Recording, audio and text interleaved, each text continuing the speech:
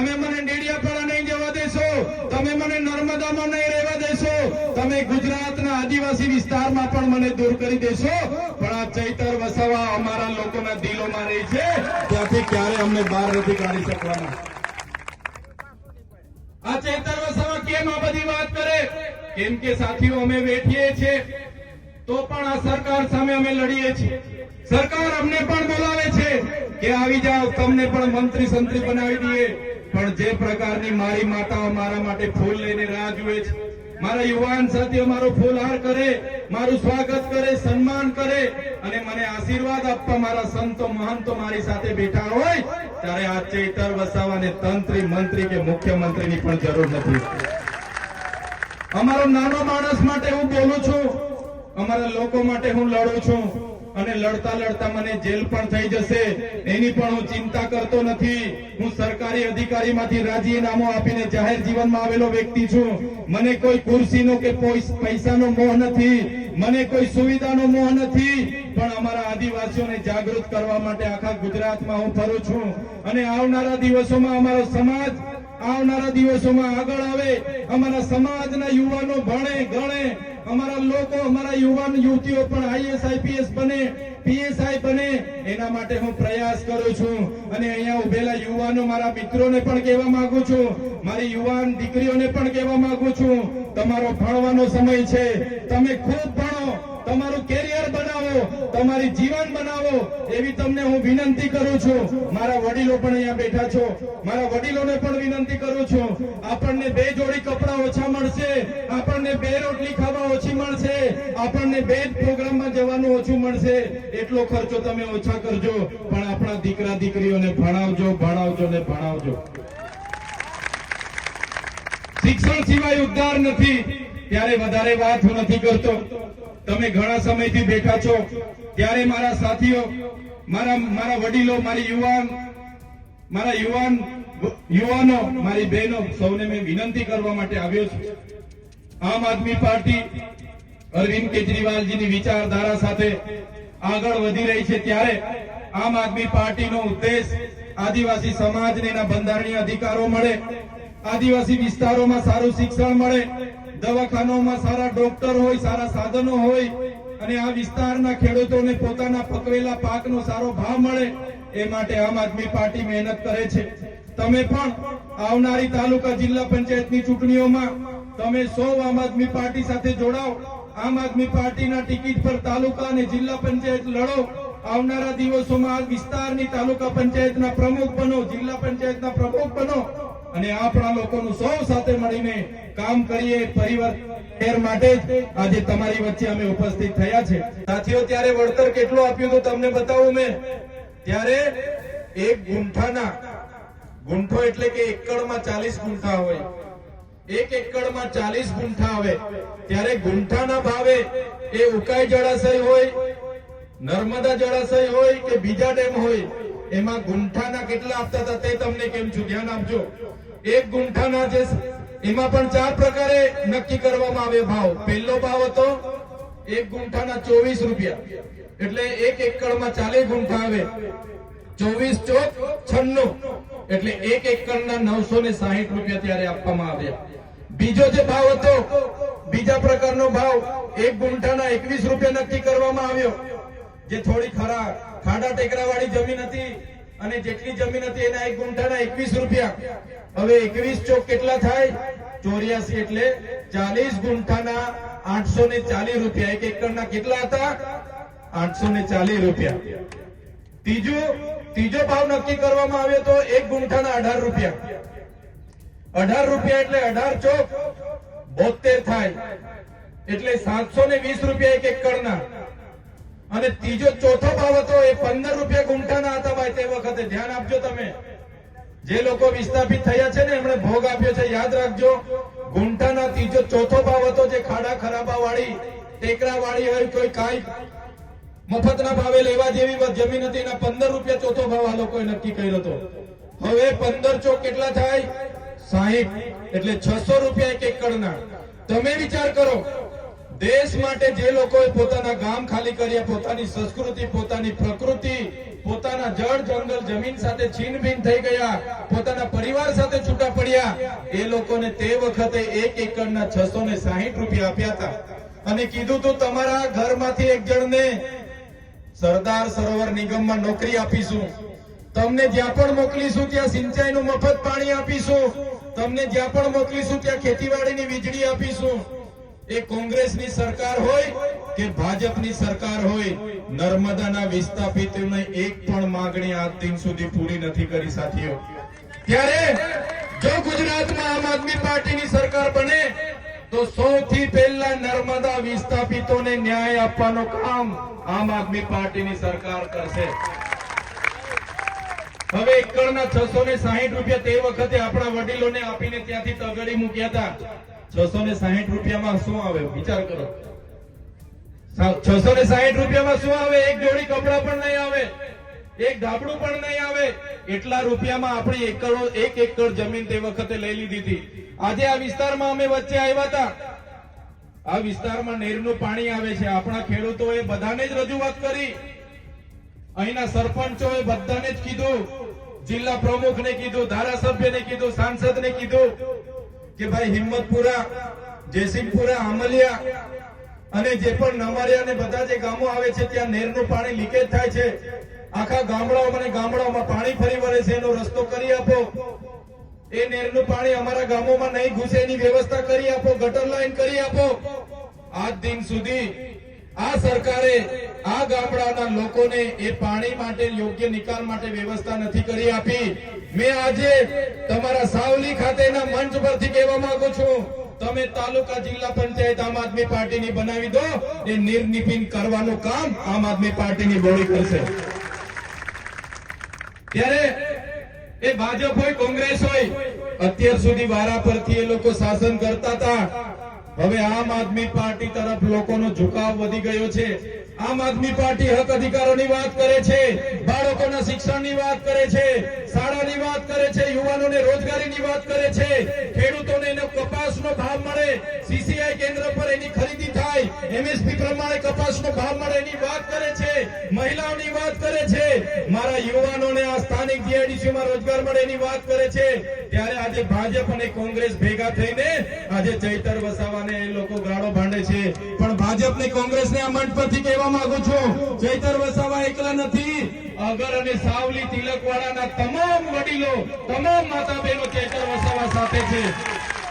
અને આવનારા દિવસોમાં અમને આશા હતી કે 30 વર્ષ કોંગ્રેસનું શાસન હતું, એને કંઈ નહીં કર્યું, એટલે 30 વર્ષ આપણે ભાજપને પણ મત આપ્યા છે કે નથી આપ્યા? આપણે 30 વર્ષથી ભાજપને પણ લાવ્યા છે.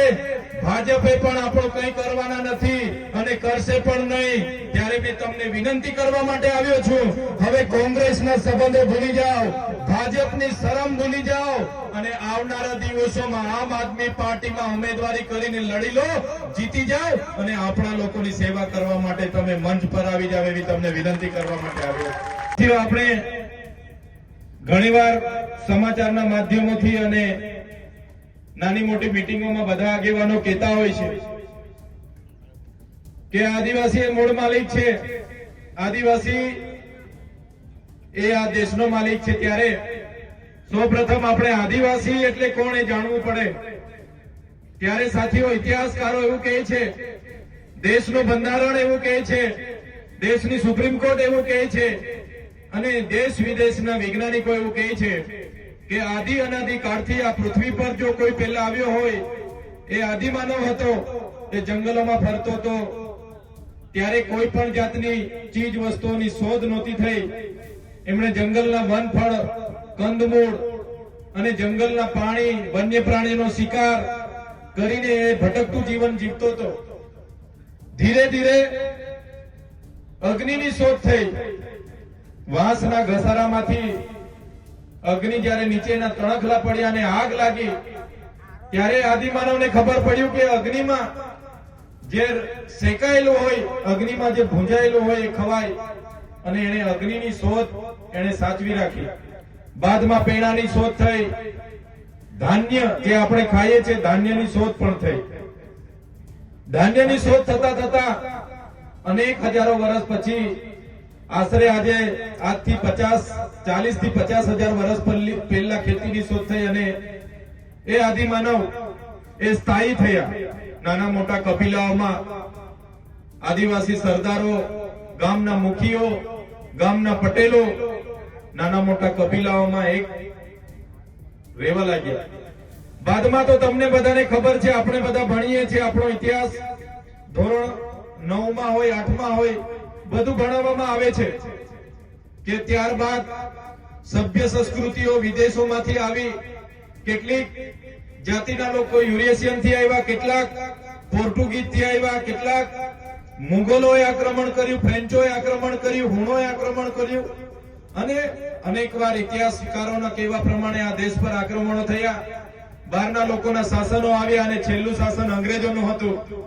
ત્યારે અંગ્રેજોના શાસન વખતે પણ આ વિસ્તારના આપણા પૂર્વજો, એ ચાહે બિરસા મુંડા હોય, ત્યાત્ય નાયક હોય, ખાદ્ય નાયક હોય, ટાટ્ય મામા હોય, ફૂલો ઝૂલો હોય, ગુરુ ગોવિંદજી હોય, ઝલકારી બાઈ હોય, રૂપસિંહ નાયક હોય, કે આપણા પૂર્વજોએ અંગ્રેજો સામે પણ યુદ્ધ છેડ્યું. અનેક સંઘર્ષો થયા, અનેક આપણા લોકો મરી ગયા, કેટલાય લોકો પોતાની શહીદી વહોરી દીધી અને બાદમાં આઝાદી મળી. આઝાદી મળી ત્યારે આપણને બધાને અપેક્ષાઓ એવી હતી કે ચાલો હવે અંગ્રેજો તો જતા રહ્યા છે, હવે ભારતના દેશનું લોકશાહી રાજ્ય શાસન આવ્યું છે, લોકશાહીના ઢબે ચાલશે, ત્યારે આ લોકશાહી શાસનમાં આપણને બધાને ન્યાય મળશે. આપણને બધાને એમ હતું, સરકારો બની, વડાપ્રધાનો બન્યા, રાષ્ટ્રપતિ બની, મંત્રીઓ બન્યા, તંત્રીઓ બન્યા, અનેક રાજ્યો બન્યા અને લોકશાહીના ઢબે શાસન ચાલતું ગયું. પણ આઝાદીના 78 વર્ષ પછી પણ જે બંધારણથી દેશ ચાલે છે, એ બંધારણમાં આદિવાસીઓ માટે જે જોગવાઈ કરેલી છે કે ભાઈ અનુસૂચિ 5 જે પ્રકારે બંધારણના આર્ટિકલ 243 માં લખેલું છે કે આદિવાસી વિસ્તારોમાં કોઈ પણ જાતનો પ્રોજેક્ટ નાખવો હોય, રોડ બનાવવો હોય, કંપની નાખવી હોય, કારખાનું નાખવું હોય, સ્ટેચ્યુ નાખવું હોય, કોરિડોર બનાવવો હોય, હાઈવે નાખવો હોય કે હાઈ ટેન્શન લાઈનના ટાવર ઉભા કરવા હોય, નહેર કાઢવી હોય, કોઈ પણ જાતની પાવર માટે ગામ સભાને સત્તા આપી છે. ત્યારે 5મી અનુસૂચિનો જે સત્તા મળી છે, પેસા એક્ટ 1996 ના જે ગામ સભાને સત્તા મળી છે, ત્યારે બંધારણ તો એવું કહે છે, ન લોકસભા ના વિધાનસભા, સબસે ઊંચી ગામ સભા. ત્યારે આજે આપણી ગામ સભાના પાવર કોઈ પણ જગ્યાએ લાગુ કરવામાં આવ્યા નથી.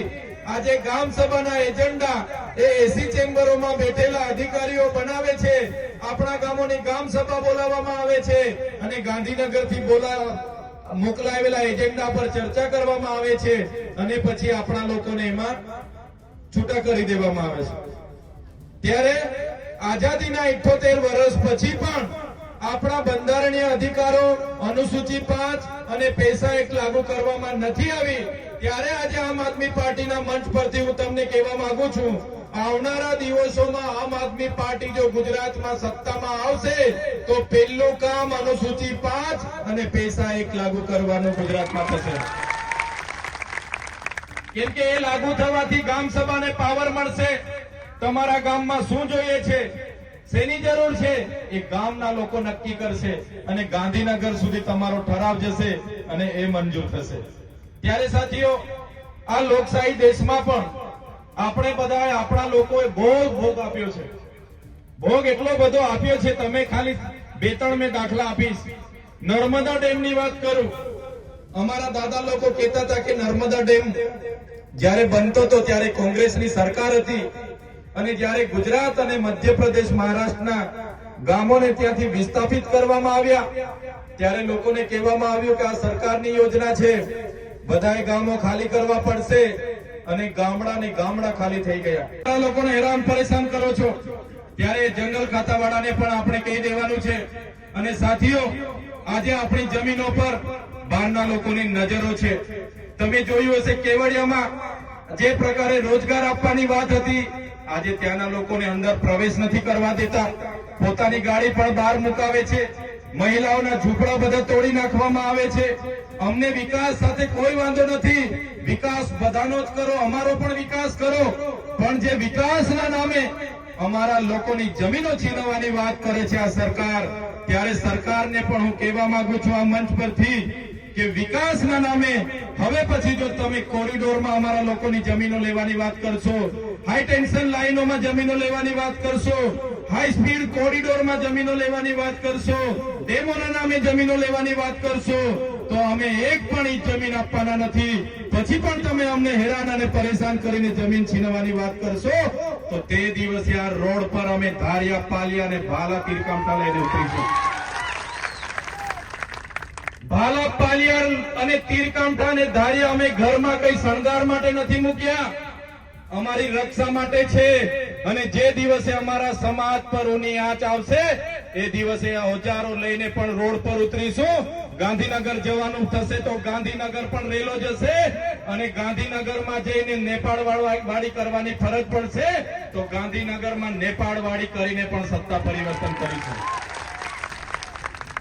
ત્યારે આ વિસ્તારમાં, આ પંચાયતમાં કેટલાક સરપંચોને આ સભામાં નહીં આવવાનું, નહીં જવાનું એમ કરીને ભાજપના કેટલાક નેતાઓ અમારા આગેવાનોને ડરાવતા હતા, અમારા સરપંચોને દબાવતા હતા, બીવડાવતા હતા કે ભાઈ ચૈતર વસાવાની સભામાં જશો તો તમને કઈ વિકાસ નહીં કરીએ, ફલાણું નહીં કરીએ, ઢીકણું નહીં કરીએ, તમારે ત્યાં જીબી વાળાને રેડ કરાવીશું, પોલીસ વાળાને રેડ કરાવીશું, તમારું પાણી બંધ કરી દઈશું, તમારો રસ્તો બંધ કરી દઈશું, એમ કરીને ભાજપના લોકોએ ખૂબ અમારા લોકોને ડરાવ્યા છે. પણ ભાજપના લોકો પણ આ સાંભળી લે, આ મંચ પરથી ભાજપના લોકોને પણ કહેવા માંગુ છું, આ કોંગ્રેસના લોકો નથી, આ આમ આદમી પાર્ટી ચૈતર વસાવાના લોકો છે. અમારા લોકોને હેરાન પરેશાન કરવાનું જો તમે કોશિશ પણ કરશો, અમારા એક પણ સરપંચને, એક પણ આગેવાનને હાથ લગાડવાની જો તમે કોશિશ કરશો તો તમારા બધાના અમે મોર બોલાવી દઈશું, મોર.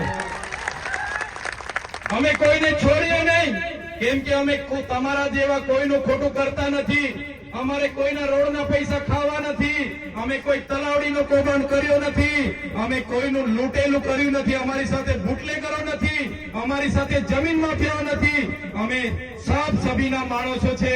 અને અમારા જેવા ઈમાનદાર લોકોને સંસેડશો તો આવનારા દિવસોમાં ભાજપ અને કોંગ્રેસના લોકો સામે પણ આરપારની લડાઈ થશે. કેટલાક દિવસોથી આ વિસ્તારમાં કેટલાક કોંગ્રેસના નેતાઓ ભ્રમ ફેલાવે છે, પ્રચાર કરે છે કે ભાઈ ચૈતર વસાવાના અમે સાથે જ છે, અમે સાથે જ લડવાના. એ કોંગ્રેસના હારા લોકોને પણ કહેવા માંગુ છું, દૂરથી પાડી પર બેસીને જોયા નહીં કરો, દૂરથી વાળ પર બેસીને જોયા નહીં કરો, આવી જાવ આમ આદમી પાર્ટીમાં, તમારું સ્વાગત છે. નહીં તો આવનારા દિવસોમાં આ વિસ્તારમાંથી કોંગ્રેસ સુપડા સાફ થઈ જવાની છે, તમને વધેલા નહીં મળે. ત્યારે સાથીઓ, આવનારા દિવસોમાં તૈયાર થઈ જાવ. કોંગ્રેસના લોકોની શરમ છોડી દો, એકવાર પૂછી લો ભાઈ આવવાના હોય તો આવી જાઓ, દૂર પાણી પર બેસીને જોયા નહીં કરો. એ ભાજપના પણ સારા લોકોને બોલાવી લો, આવી જાઓ. જે લોકો સારા હશે એમને તાલુકા પણ લડવા મળશે, જિલ્લા પણ લડવા મળશે, એ લોકોને આવનારા દિવસોમાં સત્તા પણ બનાવીશું, એમાં પણ લઈ જઈશું. પણ જે લોકો આપણા લોકોને હેરાન પરેશાન કરીને રંજાડવાની વાત કરશે એવા લોકોને તો આપણે છોડવા માંગતા નથી. અહીંયા પોલીસ અધિકારીઓ આપણી વ્યવસ્થામાં ઉભા છે, એમના માટે જોરદાર તાળીઓ પાડી લો. પણ એવા કેટલાક પોલીસ અધિકારીઓ એસી ચેમ્બરમાં બેસીને આપણા લોકોની જમીનો છીનવવા માટેના આદેશો કરે છે, આપણા લોકોને રોડ પર ઉભા રાખીને પકડો અને દંડ ઉઘરાવો એવી સૂચનાઓ આપે છે. એવા ઉચ્ચ પોલીસ અધિકારીઓ પણ સાંભળી લે, આ આદિવાસી વિસ્તાર છે, અનુસૂચિત વિસ્તાર છે, પૈસા એક વિસ્તાર છે, અહીંયા ગામ સભાનો પાવર લાગે છે. તમે કોઈને પૂછ્યા વગર કોઈ પણ ગામમાં ઘૂસી જશો, કોઈને પૂછ્યા વગર અમારા લોકો સાથે દંડાવાળી કરશો, અમારા લોકોને હેરાન કરવાનું, પરેશાન કરવાનું કરશો તો અમારો પણ સમય આવશે અને એ દિવસે તમારો બધાનો પણ હિસાબ કિતાબ અમે કરી દઈશું. તમે જોયું હશે આગળ આપણા ગુરુજીએ કીધું કે અહીંયા વડાપ્રધાન આવ્યા ત્યારે એમણે 50 કરોડ રૂપિયાનો ખર્ચો કર્યો. સાથીઓ, આ તો એક જ પ્રોગ્રામનો હિસાબ એમણે આપ્યો. એ પ્રકારના તો વિકાસ પર્વ થયા, વિકાસ મહોત્સવો થયા, અમૃત મહોત્સવો થયા, એ પ્રકારે ગૌરવ યાત્રાઓ કાઢવામાં આવી. તમામ પ્રોગ્રામોમાં આદિવાસી પ્રજાના કરોડો રૂપિયાનો આ લોકોએ ખર્ચો કર્યો છે. મેં હિસાબ માંગ્યો કે ભાઈ 10 કરોડનો મંડપ તમે ક્યાંથી લાવ્યા હતા, 2 કરોડનું તમે ડોમ ક્યાંથી લાવ્યા હતા, 5 કરોડનું તમે સ્ટેજ ક્યાંથી બનાવ્યું, તો એનો હિસાબ આપો. તમે 2 કરોડના સમોસા ખાઈ ગયા, એનો હિસાબ આપો. તમે 2 કરોડ 40 લાખનું ટોયલેટ લાવ્યા મોદી સાહેબ માટે, એનો હિસાબ આપો. તમે ડીઝલ ભરાયું 2 કરોડનો હિસાબ આપો. તમે 2 કરોડની ચા પીધી, હિસાબ આપો.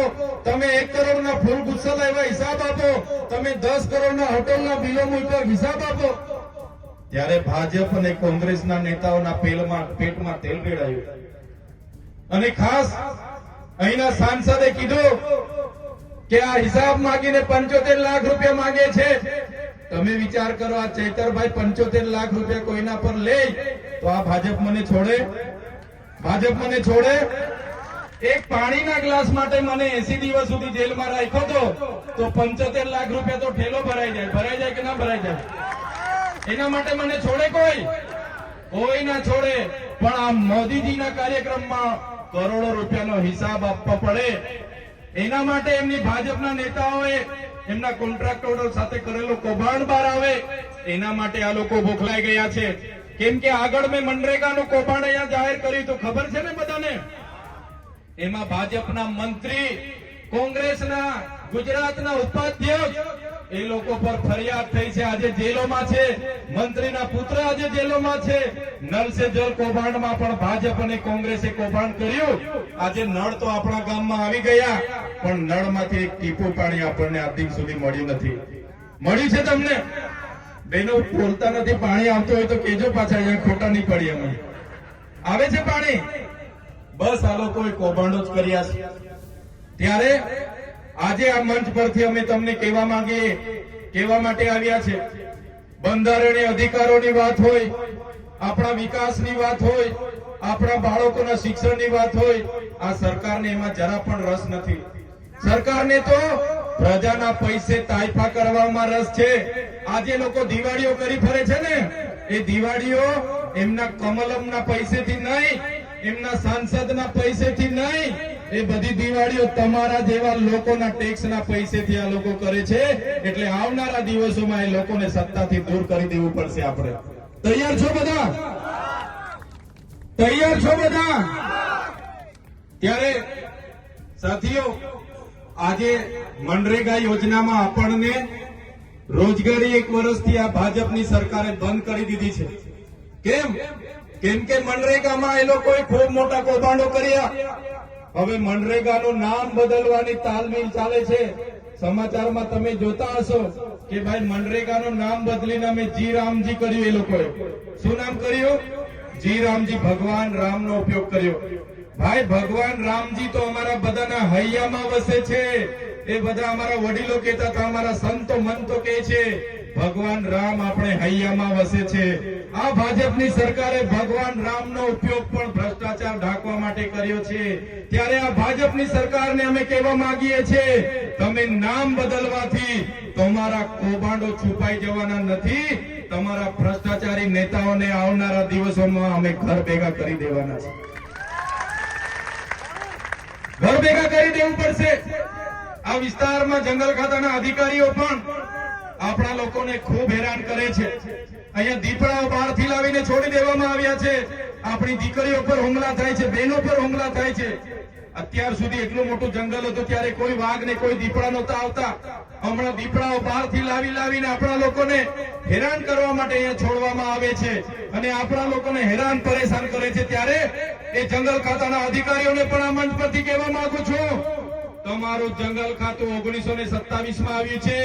અમારો આદિવાસી અમારા જંગલો વચ્ચે હજારો વર્ષથી રહે છે.